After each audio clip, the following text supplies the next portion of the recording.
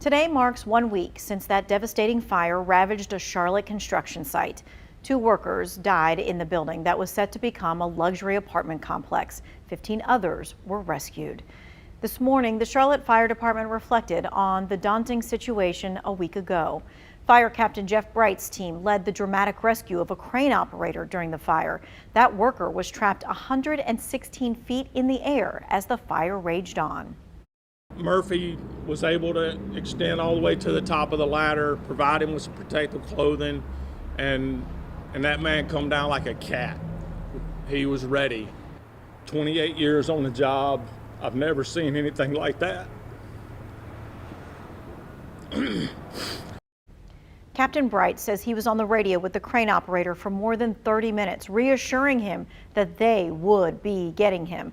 The crane operator is expected to recover. The 2 men killed in the fire were identified as DeMonte Sherrill and Reuben Holmes.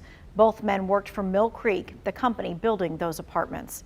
Immediately, folks around Charlotte started showing their support for all of the firefighters who rushed to fight the massive blaze. Local brewery Protagonist temporarily named its flagship beer the 43 in honor of the 43 fire stations that serve Charlotte.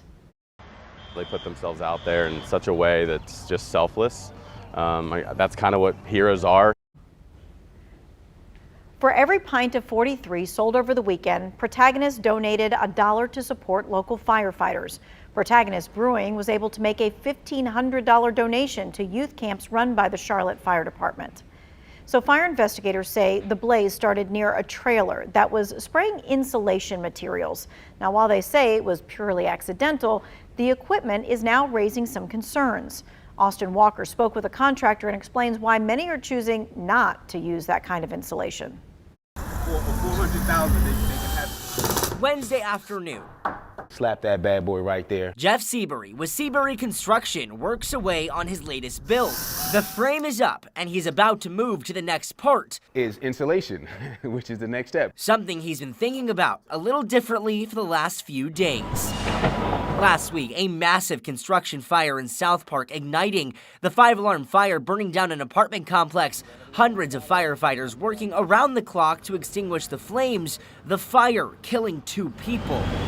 Charlotte Fire's investigation determining the cause of the fire was accidental. An insulation foam sprayer caught fire on the ground floor while in use. Personally, I like using fiberglass insulation because it's a lot easier. Seabury says he doesn't use the spray foam, but knows people who swear by it, saying it's a fast application process. They're like, I can save time on this, I can save, what you do with insulation, I can do that in half a day. I can do 2 jobs in the time that you do 1. But while it's faster, safety concerns have been raised. The EPA warning if ignited, the fire could release toxic chemicals into the air.